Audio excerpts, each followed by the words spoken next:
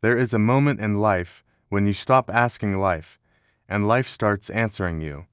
And Ibn Arabi said, the distance between an ordinary human and a knower is not 10 years of study, it is 10 shifts in consciousness, and if a single one of those shifts happens, your entire universe rearranges in one breath. People imagine that the difference between a normal human and a knower is information. But Ibn Arabi never uses the word knower for someone who has collected information. He reserves that word only for the one whose existence has been rearranged by truth itself. Because in this world, the common man worships concepts, but the knower worships reality.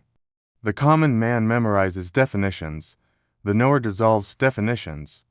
The common man chases form, the knower sees the secret behind form. And, Ibn Arabi says, there are golden laws that transform a human from just breathing into actually witnessing the one behind breath. The world thinks awakening, the belief transition. Ibn Arabi says awakening to the being transition. The mind of the ordinary human is a storage device. The mind of the knower is a window. The ordinary mind reacts to life. The knower radiates through life. The ordinary human waits for proof. The knower has become proof. Rule 1 is that existence is one, and you are not outside of it. You are not a separate creature observing a universe. You are a particular angle through which the one is observing itself. Nobody becomes a knower until this first principle is not just understood, but metabolized, like a bone truth, not a brain truth. Because duality can be deleted in speech, but unity must be experienced in perception. Rule 2 is, everything you interact with is a message. If an event touches you, it was not random. If a thought arrives, it came from a reality deeper than neurons. Ibn Arabi says, the universe is a classroom without a teacher in front, because the teacher is the moment itself. And this is why the knower does not need signs. The knower becomes the one who reads the signs. The one who reads correctly is not surprised by destiny. Rule 3. The world is a mirror, not a stage. An ordinary person thinks things happen to them. A knower thinks things happen through them. You do not receive reality. You project your alignment into it. Reality is not outside. Reality is inside appearing outside. So the knower cleans the inside, instead of trying to repaint the outside. Rule 4. The one is always present. Only you are absent. The knower does not search for God. The knower removes everything that blocks the already present real. Rule 5. The ego is not an enemy, it is a costume. When you forget you are wearing it, the costume becomes a cage. When you remember you are wearing it, the cage becomes a tool. Rule 6. Love is not emotion. Love is perception. Love is seeing the unity behind difference. That is why Ibn Arabi said, love is my religion, not as poetry, but as ontology. Rule 7. Death is a veil shift, not the end of existence. Rule 8. What you seek is already seeking you. Rule 9. The real hides in plain sight. Rule 10.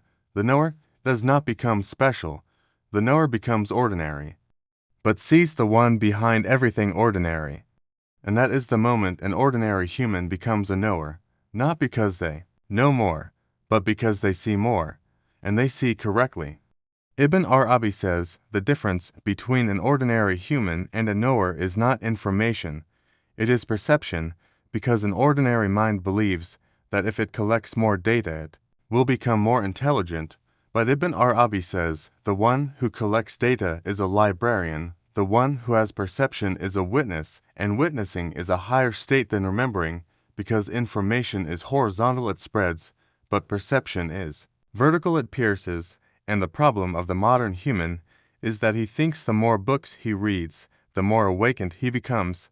But Ibn Arabi says if one shift in how you see reality happens, you will know more than after reading 1,000 books. Because books do not open the inner eye, they only introduce possibilities to the mind, and the inner eye only opens when you shift where you stand inside yourself, and the ordinary human stands in the world and tries to see God, but the knower stands in God and sees the world, and that is the whole difference. The ordinary human wants to improve his life, but the knower wants to improve his vision, and this is why Ibn Arabi calls him Arif, the one who knows through direct perception, not the one who knows through mental theories, and this is why Rumi said knowledge that does not change your state is poison, not medicine, and Ibn Arabi goes deeper. He says, what you call reality is a reflection of how you see, not a reflection of what the world actually is, and when perception shifts, the world shifts, and the ordinary human tries to change life, but the knower changes, the one who is looking at life, because perception is creative. Perception is a projector, not a receiver, and the ordinary human thinks perception receives reality, but Ibn Arabi says perception shapes the reality that appears to you, and this is why the knower does not fight the world, the knower does not argue, the knower does not chase results, the knower refines himself until the world reflects something different, and the ordinary human thinks that information equals power, but information without perception is like a sword without a hand. No matter how sharp the blade, it does nothing, and this is why, though many people with huge information are still blind, because the organ that sees is not the mind, the organ that sees is the heart, not the emotional heart, but the spiritual heart, the subtle center that registers unity beneath surface differences, and this is why the ordinary human looks at forms and divides the world into categories. This is this, and this is that, but the knower sees the single light behind all forms, because perception for him is not based on shapes, but based on the one who manifests shapes, and the ordinary mind reads the world through separation, the knower reads the world through unity, and so two people see the same event and understand two completely different universes from it. One sees chaos, the other sees signs, one sees randomness, the other sees choreography, one sees meaningless struggle, the other sees precise unveiling, and Ibn Arabi says, the difference is not the event, the difference is the perceiver, and the greatest barrier to becoming a knower, the arrogance of thinking you already see. And this is why spiritual blindness is not the inability to see unseen worlds. Spiritual blindness is the assumption that you already know what reality is, and the moment you think you know, you stop seeing, and the moment you stop seeing, the world reduces to memory, and memory is dead. Perception is alive, and the knower lives in a living world, while the ordinary human lives in a dead museum of ideas, and the one who wants to transform must understand the key is not to chase more knowledge, the key is to clean the inner lens, because when the lens becomes pure, one ray of perception does more than 10,000 pages of explanation, and this is the meaning when Ibn Arabi says, the real is always present, only perception is absent, and the moment perception arrives, you enter the state of a knower, not because you have more in your mind, but because you have less veils on your sight. Ordinary humans study events. Knowers read meanings inside the events, because the ordinary mind believes the event, the thing, but the knower believes the event is the vehicle, and those are two completely different universes of perception, because when an ordinary human looks at life, he measures surface outcomes. He asks what happened, how big was it, who said what, how much money, how much loss, how much gain, how many people, how many words. He collects surface data like a weather station collecting temperature and humidity. But the knower looks at the same event and asks, why it happened, what is this event teaching me, what subtle alignment am I being asked to correct, what inner posture is being reflected to me through this outer scenario, what divine wisdom is disguised in this moment. And Ibn Arabi says the entire world is a continuous revelation. You're not waiting for God to speak, God is speaking through moments every second, but the ordinary human has become numb, so he studies the external movement, not the internal message. He evaluates the wrapping paper, not the gift inside, and this is the difference between one who memorizes life and one who reads life, because the knower does not see accidents, he sees articulation. The knower does not see random events, he sees precise positioning. The knower does not see chaos, he sees choreography, and this is why Ibn Arabi says events do not inform the knower, events unveil to the knower. And there is a huge difference between information and unveiling. Information is quantitative, unveiling is qualitative. Information enters the mind, unveiling reshapes the soul. Information increases memory, unveiling increases consciousness, and the ordinary human thinks God is somewhere far and speaks only through holy books, but the knower sees every moment as a verse of reality, every instant a page of the unseen, every disappointment as a hidden instruction, every delay as a coded mercy, every relationship as a mirror, every heartbreak as a refinement, every loss as a correction, every success as a test, every closed door as redirection, every sudden thought as signal, every coincidence, orchestration, every meeting as appointment, because the knower reads life not as a pile of events, but as a text in which each moment is a letter forming sentences of meaning. And Ibn Arabi says, the one who cannot read meaning will drown in events, because events are heavy when you think they are material, but they become light when you see they are metaphysical signals, and the ordinary human suffers because he treats events as permanent. You said reality, but the knower does not attach to any event, because he knows the event is just a delivery mechanism, not the substance of reality itself. Like rain is not the sky, flame is not the sun, foam is not the ocean, the world is a messenger, not the message. So the knower looks behind, while the ordinary man looks at the surface, and that is why one human collapses when plans break, but the knower adjusts his inner alignment, because he sees the hidden intention, not just the external outcome. And because of this, the knower never reacts impulsively. The knower receives the moment, first inwardly like a witness, then he asks, what is this moment inviting me to shift in myself?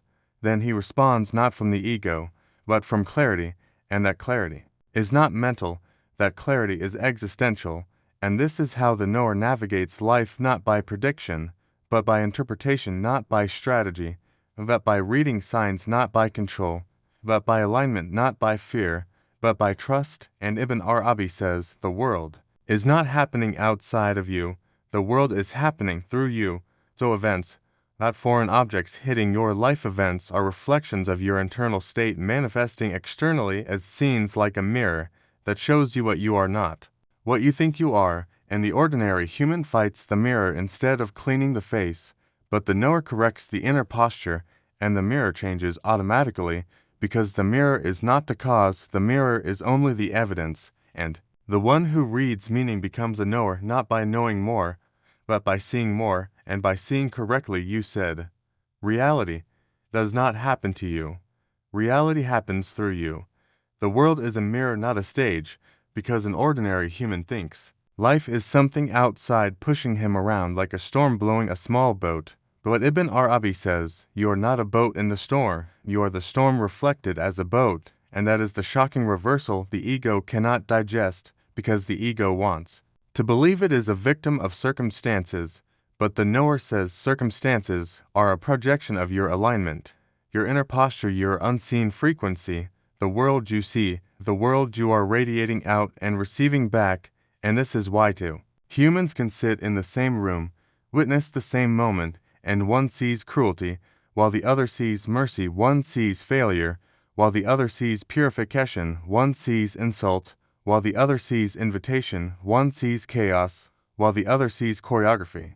Because reality is not objective, reality is responsive to the perceiver like a mirror that does not generate a face, but reflects the one who stands in front of it.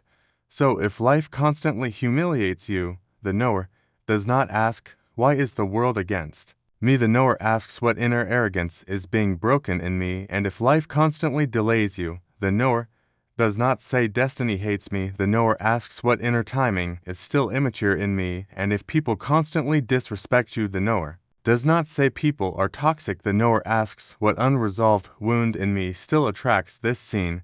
Because Ibn Arabi says, the moment becomes medicine for the inner disease, but people keep breaking the thermometer thinking it will lower the fever, and so they blame the mirror instead of correcting the face. And this is why the ordinary human is permanently exhausted.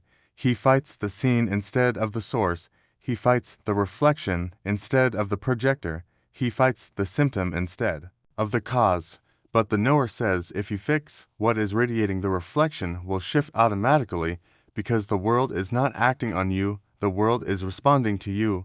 And this is why the knower never sees himself as a victim, he sees himself as a participant in manifestation. He is not an observer of destiny, He is a co-author of the visible script, because his inner state is part of how the script of his outer reality emerges, so he does not say, "Why did this happen to me?" He says, "Why is this appearing through me?" He does not say, "Why is this person treating me like this?" He says, "What is being shown about my inner unhealed dimension?" He does not say life is unfair. He says my frequency is still not tuned to receiving higher disclosures. Because Ibn Arabi says reality is like polished silver and every person is only seeing their own face inside it. Some faces are distorted. Because the heart is distorted, some faces are clear. Because the heart is clear, and the clearer the heart. The clearer the world, the thicker the veils, the darker the world, because the darkness you see outside is the darkness inside you reflecting outward like a projector throwing a movie onto a wall. The wall is not the problem, the projector is inside. You in reality is that wall, and this is why the one who wants to become a knower stops wasting energy trying to rearrange the world and starts rearranging the self, because the world is only the shadow of the self, and the shadow only changes when the light source moves, or when the object in front of the light shifts, and in this analogy, the object is your inner state, your alignment, your subconscious assumptions, your cosmology, your loyalty to separation, and the knower knows that destiny is not outside, destiny is inside, appearing outside. So no matter how strong the external storm of the knower remains steady, because the center of the storm is not outside him, the center of the storm is inside him, and when the inside becomes still, the whole movie changes, and this is why reality is not happening to you, reality is happening through you. Love is not emotion. Love is the lens that reveals unity behind all forms, because emotion is a chemical reaction inside the nervous system. But love in Ibn Arabi's language, a metaphysical perception that breaks the illusion of multiplicity, and this is why when ordinary people hear the word love, they think of attachment, romance, excitement, missing someone, craving someone, needing someone. But Ibn Arabi is not talking about attachment heavy with ego, he is talking about the perceptual capacity where one sees through the veil of differences and witnesses the one behind all faces, the one inside all multiplicity, the one shining in every atom like a sun fractured into infinite reflections. And this is why he said love is my religion, not because love is a sweet poetic feeling, but because love is the only accurate mode of seeing the real, because the real is one and only. The lens of love gives you the experience of that oneness, and emotion will rise and fall, but love as perception remains stable, because emotion is reactive, but love as perception is revealing. Emotion is about how you feel, but love as perception is about how reality truly is, and the ordinary mind thinks love is something that happens between two people. But Ibn Arabi says love is the bridge between the one and the many, because without love the many appear as separate and hostile and confusing. But with love the many become transparent doorways into the one, like windows that do not block the light, but transmit it, and every form becomes a verse, every object becomes a sign, every face becomes a nameplate, every sound becomes a hint, every pain becomes a polishing cloth, and the ego cannot digest this type of love, because the ego wants to possess the beloved, and love is not possession, love is perception. Ego wants to consume appearances, but love wants to unveil the source behind appearances. Ego suffers when it doesn't get what it wants, but love is not a transaction, love is a recognition, love is the moment the veil becomes thin and you see that everything is only the one disclosing different flavors of itself. So the truly loving one does not fall in love with the form, he falls in love through the form. He does not love the mirror, he loves the light shining inside the mirror. And this is why the one who loves correctly does not suffer when forms change, because the reality behind the form never changes. So, when one form leaves his sight, he does not feel abandoned, because the one cannot leave him, and no form can take the real away through its disappearance. And this is why the one who loves correctly becomes free, and the one who loves emotionally becomes a prisoner, because emotional love ties you to form, but Ibn Arabi's love ties you to the source, and emotional love turns you into a beggar. But Ibn Arabi's love turns you into a witness, because when you see unity, you do not need to cling to any particular object of desire, because you know the beloved is everywhere, so the one who truly loves sees God in every face, sees the beloved in every changing shape, sees the same essence hidden beneath every costume, and then suddenly the universe stops being frightening, because the one is the only actor performing all roles, the one is the only dancer performing all movements, the one is the only light animating all scenes, and the knower who reaches love sees no enemies, sees no rivals, sees no outside, sees no threat, sees no competition, because competition exists only when you believe there are two, but in the heart of the knower, there is only one. There are only forms shifting like waves on the ocean, but the ocean is single, so love is not sentiment, love is ontology, love is not feeling, love is cosmology, love is not romance, love is a metaphysical faculty that dissolves separation. And Ibn Arabi says, if you cannot love correctly, you cannot perceive unity, because love is the inner eye that sees reality as it is, and until this eye opens, the human will remain stuck between confusion and fear, and when love opens perception, the human becomes a knower not because he knows more but because he sees the one everywhere.